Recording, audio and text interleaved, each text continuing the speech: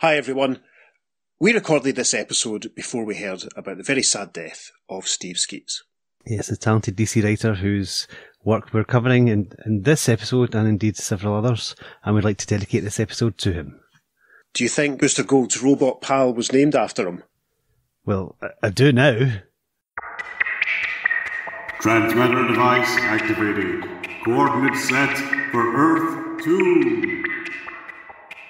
Hey everyone, welcome back to the Earth 2 podcast, your weekly show that explores the origins and development of the DC Comics multiverse and the legacy of their Golden Age characters through the Silver and the Bronze Ages of comics. I'm Peter Watson. And I'm David Steele. Welcome back. Thank you for joining us. This week we are reading again from issue 417 of Adventure Comics, published on the 27th of January 1972. Now, if you remember last week, Peter told us that he wasn't going to tell us about the caption box at the bottom of the cover, because it told us who we're going to be covering this week. And Peter wanted to create a little bit of anticipation, but of course, me posting that coming soon advertisement from a previous issue of Adventure Comics probably spoiled that completely. And then we've posted the cover for issue 417, so you might have zoomed in and read. So for anyone that hasn't done any of those things... Yes, if you missed all that... you missed all that, obviously. If you haven't been paying attention, you've been living under a rock and only listened to the episode, not actually looked at the socials or investigated the comic at any point. Peter is now going to read to you the caption box from the bottom of the cover of issue 417. Yes, a lovely yellow caption box with some striking text in it, which says, "The new Vigilante in Cop Killer, plus Enchantress of Terror Castle. Also, The Shining Knight." Yes, listeners, if you've forgotten, this is the glorious period of 52 big pages, don't take less, only 25 cents, when regular DC Comics were bolstered by backup strips and occasional Golden Age reprints. We have said in the past that we're not going to cover any of the Golden Age reprints that are presented in any of these comics, but we will mention them when they're relevant. And yes, indeed, there is a Shining Knight story. We've met the Shining Knight on the podcast previously, and we will see him actually again, not before too long. Yes, true. Interesting. So, as you may have guessed, we're going to do the Vigilante story for issue 417. Vigilante, who reappeared in the pages of Justice League a while ago, in issues 78 and 79, as we covered in a previous episode. This is the Golden Age prairie troubadour cowboy superhero who we decided, based on all the available evidence of JLA 78 and 79, he was on Earth 1, didn't we? Yes, that's correct. This version's definitely on Earth 1. Other versions might pop up at some points, but this one is definitely on Earth 1. Yep. It's fascinating, out of all the DC heroes that were sort of revived in the 60s, it'd be around the 40s, that alongside the Spectre, Vigilante is one that really has the most sort of solo action, for want of a better way of putting it. Yeah, definitely quite a lot round about this time, We're going to be doing, obviously, his other appearances in Adventure Comics. Eventually we'll do his appearances in World's Finest. So, plenty of Vigilante to look forward to. So, we're going to jump into the story now. And before we do start the story, in my quest to make the socials as value for money as possible, I've tracked down a few pages of original art from this story, and I've even managed to find a scan of the original art for page 1. Now, the original art for page 1 has a little note at the bottom that says something like, "Colorist note, this story takes place on a very foggy night." Listeners, you have to imagine, you're in San Francisco, the seasons are maybe turning, a cold wind has come in. Moody and atmospheric are the keywords for this story.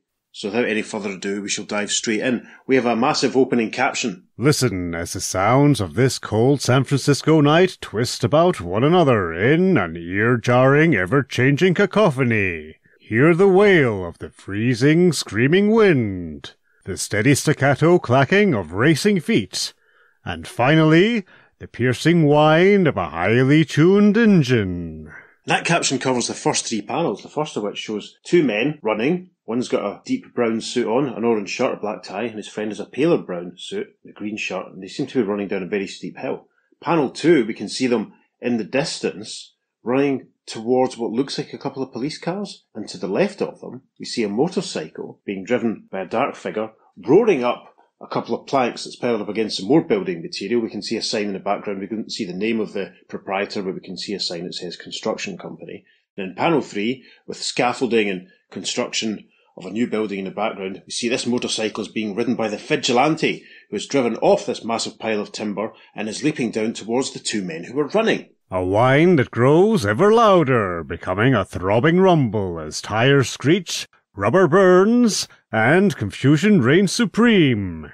The vigilante is drawn into a deadly drama as he trails the cop killer. Yes, Vigilante in massive letters because he is the star of our story. We are told that the art is by Gray Morrow, who obviously drew that excellent Zatanna story we did a few weeks ago. And a small caption tells us that... story, Marv Wolfman. Dialogue, Steve Skeets. Now, is this the first Marv Wolfman story we've done? I was thinking exactly the same thing. Logopolis, I think it is, yeah. I think it is too. Interesting. We're going to see some more of his work much later on in the podcast if we all live that long. He may well be responsible for this podcast in a certain way. Exactly. If he hadn't had that bright idea, then we wouldn't all be sat here, listeners. We'd all be doing something much more useful with our time. Anyway, the cop killer, interesting, the text there is placed on a little sort of police badge shield, which is quite interesting. The story resumes as Vigilante, and his hat's fallen off here, lands on top of the two men, knocking them down. And as he connects, he says, "This is as far as you get, boys. After you rest a spell, your next stop is the city jail."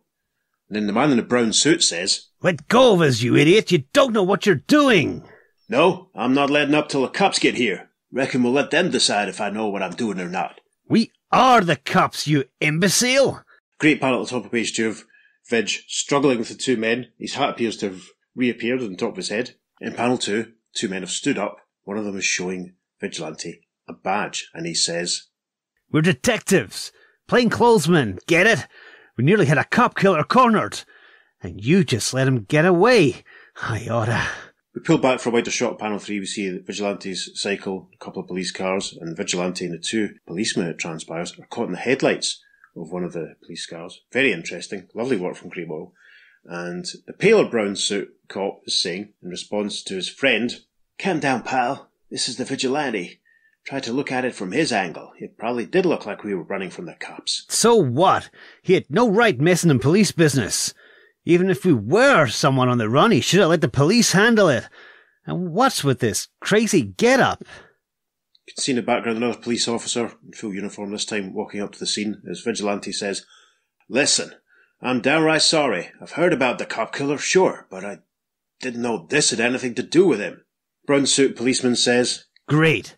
5 cops being killed. He lets the killer get away and he's downright sorry? Just get out of here, hero." And in the background we can see the uniformed policeman trying to dissuade a couple of onlookers from getting involved. One of them looks like Burt Reynolds with glasses, and the other one kind of looks like crossed between Jeff Bridges and Donald Trump. It's kind of weird. Gosh. The mustachioed chap with the glasses who looks like Burt Reynolds says, "The Vigilante. I remember him from when I was a kid, but I thought he had retired." And the other chap says, "Looks like he should have." First panel of page 3, Vigilante is riding off on his motorcycle. We can see some other beautifully detailed buildings and construction machinery in the background. And as he rides along, Vigilante's thinking, "Wow, I've been in town only 5 hours and already I've stuck my foot in it. That guy was right, I did retire. And maybe I should have stayed retired." Riding down an alleyway, it looks like, in the next panel. Take a drink, there's a couple of dustbins there. He continues to muse. "Still, JLA believe in me. Convinced me to come out of retirement, gave me this new cycle, and I was able to help them. Didn't mess it up that time." And an asterisk takes us to a little caption that says, "As recorded in JLA 78 and 79. Yeah, we mentioned that already. Greg continues to think, "And if the cops are just getting around to cornering this guy, they ain't doing so good themselves." In the next panel, it looks as though he's starting to get back into civvies. He's removed the red face mask, scarf, hat's off, looks like he's pulling on a jacket, leans against the wall and thinks, "I've got me a killer to find, and I better find him fast before he kills another cop, because if he kills again, I'll have me a hard time forgiving myself, since it looks like it's my fault that he's on the loose." In panel 4 of page 3 we can see that he's now fully in civvies. He's a brown leather jacket over his blue shirt. He's on his motorbike cutting along, but in the foreground of this panel we can see a man kind of looks like the actor Patrick Allen, to my eyes. Or is it Ted Rogers from 321? Oh, yes, very much Ted Rogers, I think. Yeah. Yes. So this chap is wearing a green double-breasted suit. And he's talking to two uniformed policemen. And he's saying, "I know my rights, Fuzz. I don't gotta answer no questions. Either charge me or lay off." We pull back for a wider shot. The final panel of page 3 as a caption says, Fisherman's Wharf. By day, a tourist attraction. tourists breathing in the salty smell from San Francisco Bay. But by night, it takes on a different air. Vigilante's obviously overheard this conversation, so he's ducked down behind a pile of crates and we see him taking off his jacket, obviously getting back into his gear, and the man in the green suit walking away from the two policemen. We can see some beautifully rendered background art showing some boats being moored at the quay. Very, very nice. And as the man in the green suit walks away from the police officers, Vigilante, who's ducked behind this pile of crates, like I say, is taking off his leather jacket and thinking, well, appears that fella has some information the police need, but they can't get it out of him with their methods. But my methods are might different. In the first panel of page 4, we see the man in the green suit, who now looks like someone else that I can picture. The American actor who did the voice of Dick Dastardly. Oh, yeah. Was he in Bewitched or I Dream of Jeannie or something as well? Anyway, he's walking along, and we can see the fog in the background drifting through the bay. It's all very moody, very exciting. And he's walking along and he's saying to himself, So what if there is a cop killer on the loose? The fuzz ain't getting any information out of me. They got no right to hassle me unless they got a warrant. In panel 2, a white-gloved hand at the end of a blue-sleeved arm reaches in and grabs him by the tie, and off-camera a voice says, "This is my warrant, crud, and if you don't talk right now, I'll serve it." What? Exclaims the man in the green suit, who then punches his assailant in panel 3, saying, Don't know who you are, fella, but you ain't getting any further than the cops. And with an oomph, the Vigilante, for it is he, falls backwards. In panel 4, Vigilante's down on the ground, the man in the green suit runs off. Final panel of page 4, he's ducking down an alleyway to take a drink. There are some dustbins, and the man in the green suit thinks, What's with this guy? I was too fast for him that time, but he's chasing me. Can hear him back there. Over the page to page 5 now. The first panel, it's an overhead shot of the man in the green suit, who's looking around thinking, Phew, looks like I made it.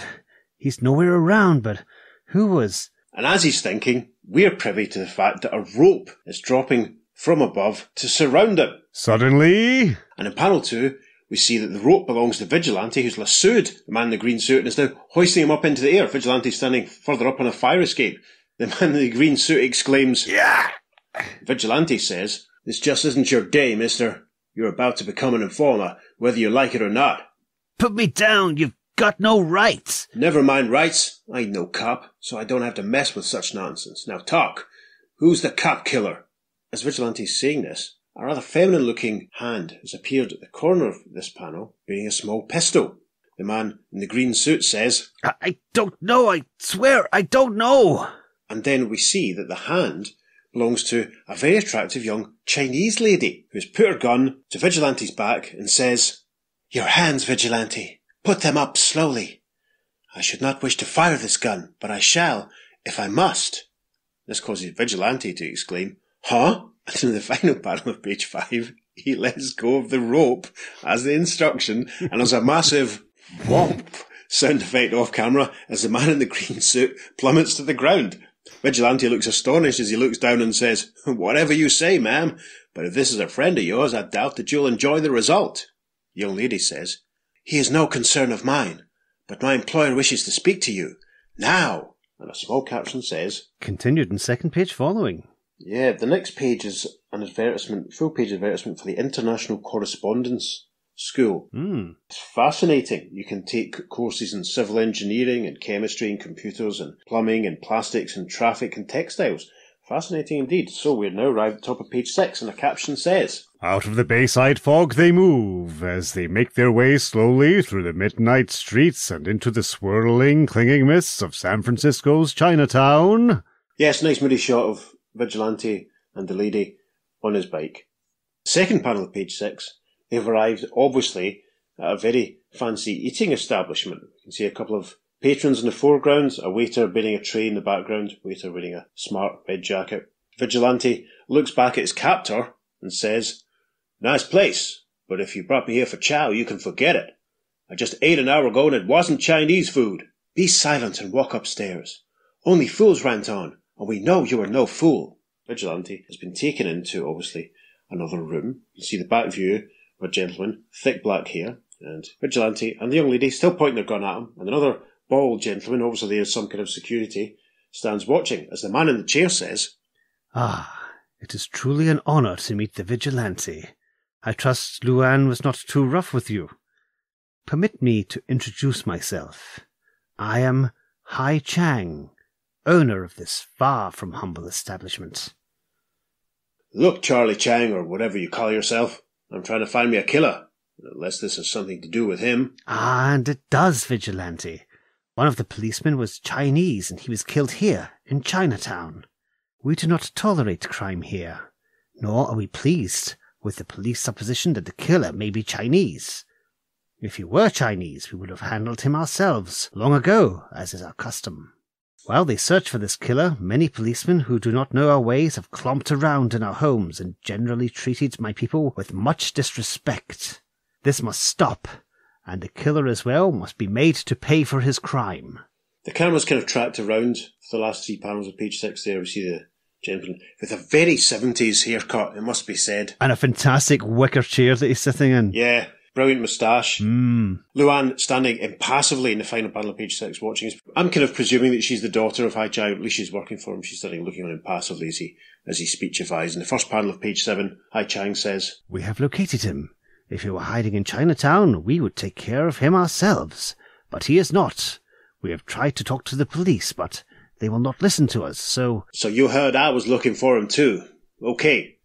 Tell me where this suspect is." A slow dissolve then, the caption for panel 2 of page 7. "Soon?" We see Vigilante on his motorcycle, looking up at a building.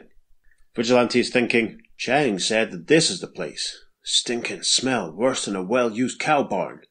Seems almost fitting that a cop-killing vermin would have to hole up here. There appears to have been a slight narrative leap, or jump, by the time we get to panel 3. Vigilante's obviously gone into the building, has done some investigating, as he thinks, gone. Must have seen me coming and decided to clear out. He crosses to the window, take a drink because there's a dustbin in the alley below him. We can see a man down on the ground wearing a blue jacket, brown trousers. Vigilante draws his gun and thinks, and unless I miss my guess, that's him down there. Then in panel 4, Vigilante recoils as a couple of bullets zing past him through the open window. Vigilante thinks, whoop, that pretty near clinches it. Looks like Chang figured it right. In the final panel of page 7, Vigilante has made his way out onto the fire escape at the side of the building, has jumped down towards his motorbike, thinking, it ain't exactly proof, but he's certainly trigger-happy enough to be a cop killer. And as Vigilante drops down to his bike, we can see the assailant rushing off with his gun in hand. Gosh, how exciting. First panel of page 8 shows Vigilante giving chase on his motorbike as the man runs towards, I would call it a tram, or a trolley car. Trolley car, I think it's... Yeah, I think that's probably what the terminology would be. We can see the thick fog still lingering around. The man must be either running very fast or Vigilante must be riding his bike very, very slowly. Vigilante's thinking, something tells me capturing him ain't going to be easy. I'm rusty. Been out of action a mite too long. As he draws level with the trolley car, we can see inside that the gunman has got the driver. He's pointing his pistol at him. The gunman shouts, "Get back! Any closer and the driver gets it!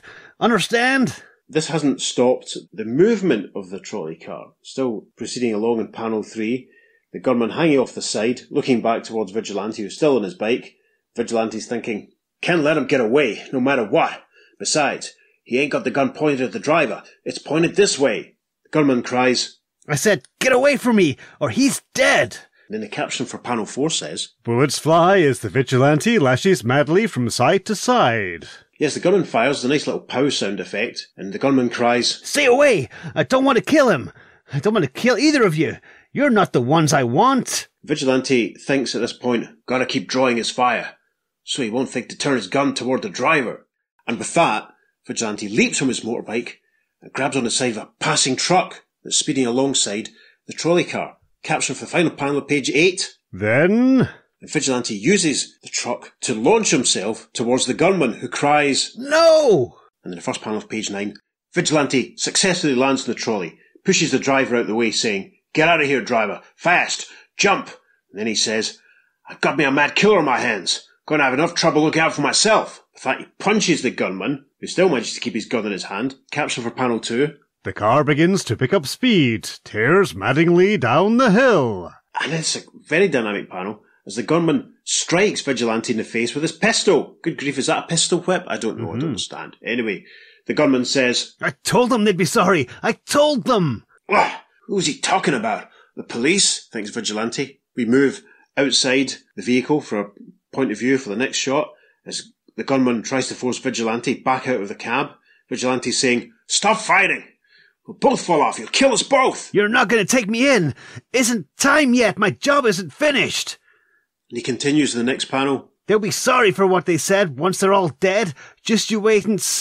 We can see at this point that the trolley has collided and gone through a barrier and some traffic cones. There's a sign that says detour, so obviously if the driver had been there, he would have spotted that. Vigilante exclaims, "Gotta get him off me! We're heading for that ditch!" And sure enough, there's a massive crash in the final panel of page 9 as the trolley comes off the rails and tips off into the ditch. Good grief. How exciting. We arrive at the top of page 10. Caption for the first panel says, The cable car plunges into the shallow ditch. The vigilante is momentarily knocked senseless, while the killer, unhurt, continues to babble. Yes, we see Vigilante struggling to kind of get himself to his feet in the foreground of the panel. The bad guy stands in the background, pointing his gun, says, Even you think I'm crazy, don't you? That means that you, too, will have to die. But then, in panel 2, we see a familiar feminine hand firing a pistol. A sound effect says, Pow! And we see Luann, panel 3, raising the pistol. As the smoke clears, Vigilante says, Luann, how did... And Luann replies, Chang became worried when he did not hear that the killer had been captured. He sent me out to find you. Vigilante interrupts her in panel 4 as he kneels down over the gunman, saying, Okay, we'll talk later. He's nearly gone. Got to find out. Turns to the man and says, Why did you do it, man? Why did you kill them all? I had to. Called me crazy. Always been called crazy all my life. All I ever wanted was to be a cop. Be something important so no one would laugh anymore. For panel 5, a slight change in perspective. You see Vigilante's boots as he stands beside the cop killer. As the cop killer expires with the words, But they called me crazy too, so I killed them. Had to. Don't you see? Don't you? Vigilante says, That's it. He's dead. And a slow dissolve. For the final panel of the story, a caption says, Soon? And a very smiley and happy looking Luann, who's obviously got away scot-free with killing this guy without any kind of consequence whatsoever, she says, You leaving Frisco? Vigilante taps the brim of his hat. You can see the shield for his motorcycle. He's obviously making a hasty retreat as he says, Yeah, heading back east, Chicago maybe. Guess I owe you my life, Luann. Still, I wish you hadn't had to shoot him. He wasn't evil. He was mad. Perhaps he could have been helped. But now, we'll never know. And the caption tells us, End. Well, that was okay, wasn't it? I really enjoyed that, although it's got a very Raiders of the Lost Ark feel to it. And there's a lot of action and a lot of adventure, but if Vigilante hadn't been there, then it would have played out the same way. Yes, like the Doctor Who episode Planet of the Ood. Yes. Where the Doctor and Donna get revered at the end, despite the fact that everything that happened without them. Uh-huh. Yeah, it's interesting. Nice and urban and moody. Quite different to a lot of the stuff that we've done recently, really, isn't it? Absolutely, yes. When was the last time we saw, a building site or, a Chinese restaurant, for example, on the podcast? It's been a while. I want to know what happened to the man in the green suit. The man in the green suit who appeared for 2.5 pages before being bombed down into the alleyway. We have no idea how high up Greg pulled him. Was he dead? Was he just unconscious? Did he know anything about it? Did he not know anything about it? Could he perhaps have collaborated with Chang? Mm-hmm. It's interesting. The climatic chase was marvellous, despite my torturous attempts to tell it. I always don't know what happened to everyone, because everyone seemed to have one scene and then leave, pretty much. Yeah. Yeah. Just very urban and exciting. Yes, I do love how Vigilante seems to have ants in his pants and can't really sit in the seat of his motorcycle. He has to jump off it all the time. Yes. Usually as it's zooming about the place. I'm glad this is given to him by the Justice League, which makes me think it's maybe a bit more fortified and stronger than your average motorcycle.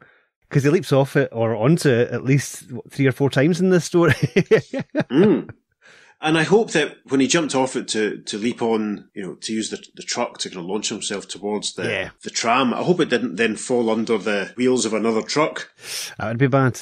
Fingers crossed it's made it sturdy stuff. Maybe the JLA gave him a few motorbikes that were easily on hand. Maybe there's a few stashed in every city in America. Might have done. But that scene you're talking about was so dramatic. It was great. It was literally like... Yes. Because you're not expecting it. It's jump onto the side of a truck to basically launch yourself off. Yeah. So good. Gray Morrow's art, we have to talk about it. It's incredible. Yeah. Absolutely phenomenal. That point you highlight, I mean, that kind of gives lie to the fact that Vigilante was thinking that he was getting a bit too past it. He's obviously still quite limber and quite agile. Yeah, without a doubt.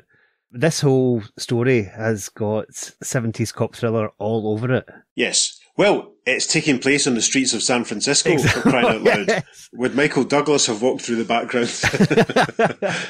But literally that opening panel with the two cops running, if you look at it in the lighting, it looks like it is like the French Connection or something. It's got that whole kind of vibe to it, Starsky and Hutch, that sort of thing. And it's it's all absolutely. It's all grotty and grimy, but in the way it should be. Mm-hmm. As you said, urban is the word, and it's great. It's scaled down. Also, page 2, I have to say, panel 2, the blonde cop in that picture looks like Ronald Reagan's had a dye job. He does a bit, doesn't he? It's very Ronnie. Mr. Morrow's very good at craggy faces, isn't he? Yeah. I mean, Vigilante on page 3, panel 3 looks ancient. It's believable as a middle-aged adventurer. Yeah, I got a big DeForest Kelly vibe from that panel. Well, I was thinking Mike Pratt from Randall and Hopkirk Deceased. Oh, yes, I can see that as well. Uh-huh. Oh, Marty, what's going on, Marty? That sort of thing. It's a very Western hero kind of beaten down kind of face when you see him unmasked. Absolutely, yeah. It's great, but obviously he's still got the twinkle in the eye. Uh-huh. And the guy that is roughed up in panel 4, the 2 pictures of him at the top, again, it's just... There's so much character in those faces. Mm-hmm. The second panel actually looks a bit like Colin Farrell's version of the Penguin, the way he's reacting there. But it's just so good. And the desperate looking punch that he throws in the next panel, in the expression in his face, it's just, it's almost like you can feel it. It's like you are in a 70s movie or show and all this is happening around you. Yeah. You want some wah-wah guitar around you. Yeah, it's very different to what we're getting in other contemporary stories. Early on in our preparation, listeners, I suggested to Peter that we did this in this last week's Supergirl story in the same episode, given it from the same comic. And Pete was like, no, I'm not going to do all that editing. And I was like, fair enough. And also tonally, they're just totally different. It would do a disservice to them, yeah. Well, I don't know. I think it would have highlighted the point I'm getting towards is it would have really highlighted the contrast, because this is, the storytelling and the style of the artwork is just so different from what was going on in the Supergirl story. Yeah. Given that Adventure Comics is being led by Supergirl at this point and will be for, the next few issues, it's fascinating that this is where they chose to put Vigilante. Yeah. Uh-huh. You would imagine, as it's Supergirl, that the primary audience might have been girls, I don't know. Mm-hmm. But it's interesting that this, as you say, gritty and grotty urban crime thriller contrasted with the out there, trippy, too Ronnie's-esque sci-fi of the dimension of women. Dimension of female enslavers. It's fascinating to think they're in the same comic. Yes. Yeah. Yeah. He's not letting that go, is he, listeners?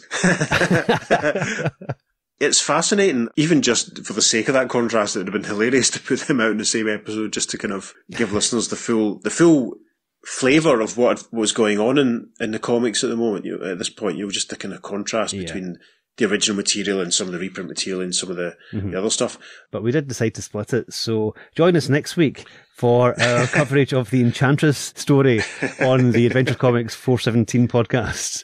Are we doing the Enchantress story? No, hang on, better we're look not. at it and see, are we? Is there a parallel universe Enchantress involved? Let's have a quick look. Some statues coming to life, some weird costumes, costume ball. There's a full moon in a couple of panels. Okay. Someone thinks, what a massive confusion. Someone else cries, look at that thing. This is actually very exciting. That looks like MODOK. That's terrifying. Is this the origin of the Enchantress? It is. That Enchantress, that's who you are now in this your other form. Use these powers well. Wow. That's exciting. That's exciting. This is a reprint of the first appearance of the Enchantress. That's very exciting. The Enchantress of Terror Castle. Yes. Yeah, gosh. See, that's, I think, female-led character, that's more fitting with Supergirl, etc. Yeah, and the Zatanna stories, obviously, that we've had before, and again, they cover several issues, so. It's interesting. That's why, weird that Vigilante Maybe they just thought that the girls reading the comic thought they liked cowboys, or maybe it was just to try and entice some other people in. I don't know, it's a fascinating period, this mix of reprints and new shorter stories that's going on, and it's, it's a nice variety of stuff in this comic, obviously the Shining Knight reprint as well. It's a nice, quite a lot of bang for your buck. Indeed. So, with all that being said, let's jump forward to the same super female letter column that we read out last week, and cover the letters concerning the Vigilante story. Now, there's not a huge amount of correspondence. There's one line in the letter from Mark Luck that we read out, and he concludes his letter by saying, "Next we have Vigilante Revisited. I find this revival of dormant heroes almost too wonderful to believe. Gosh. And using top writers and artists on them yet. The Cop Killer was Vigilante at his best." There we are. That's probably fair. It was a lot of fun. I would agree with that. And, and at 10 pages it rattled by. It was very dynamic. There wasn't a lot of hanging around. Yeah. And there is only one other letter that talks about Vigilante, and it says, "Dear Joe, ever since you made known your intentions to bring forth a brand new Vigilante story, I have waited anxiously for Adventure 417. Now that it's here, I feel it my duty to say thanks for a truly magnificent performance. The new Vigilante is far superior in character to the colourful cowboy I vaguely remember from my earliest reading days. He is believable thanks to the dialogue by Steve Skeets. Of course, Marv Wolfman is a creative genius, and he clearly demonstrated this fact with a tight dramatic story, rich with background colour and mood. As for the art, that's still a sometimes thing. Gray Morrow is a talented man, but often in the past he's been given the wrong scripts to illo. He proved to be mediocre in your last issue's Satana story. What? Sorry. While brilliant on El Diablo. So I was a bit worried as to his adaptation of my favourite hero. To my delightful amazement, Gray outdid himself. Cop Killer was the best thing he has ever done." And that's from Ron Fortier from Somersworth, New Hampshire. Ron, did you see that panel of the Justice League and that Zatanna story we did a couple of weeks ago? I know. Did you read that Zatanna story? Are you mad? The best. I mean, it looks, to be honest, I haven't read a lot of Grey Morrow stuff. I'm familiar with them, obviously. But I think it does look tremendous. And as we've said, it's very exciting and urban and very different from the standard superhero fare. But best thing he's ever done? Fair enough. Well. Editorial response to Ron is, "Dear Ron, we sort of like Vig ourselves, and there is another Morrow Vigilante story in the drawer, which we'll present as soon as the space permits. And of course, listeners, you can bet we'll be covering that right here on the Earth 2 podcast." Well, hey. So that's what the readers then thought. What do you think? Please get in touch with us. You can email us at theearth2podcast@gmail.com. Make sure you follow us on social media, because as David said, he's got some really interesting stuff to put up this week, as he does every week.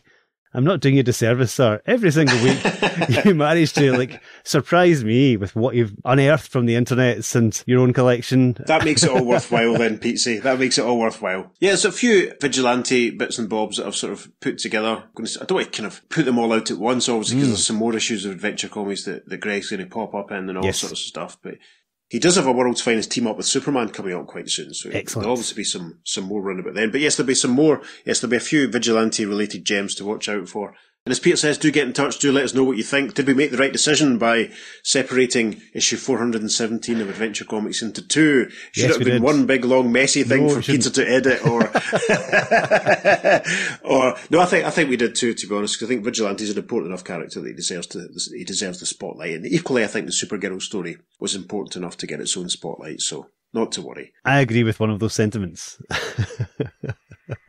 On that note... I've been Peter. I've been David. Cough splutter. We'll see you again very soon on the Earth 2 podcast. Transmatter cube activated. Return coordinates set for Earth Prime. We pull back for panel 3, wider shot. We can see the Vigilante's bicycle. Bicycle? We have located him. If he were hiding in Chinatown, we would take care of him. We have located him. If he were hiding in Chinatown, we would have... we would have at all. We have located him for the third time. It has taken us a while, but we have found him. Once again, we have located him. Outtake number 2.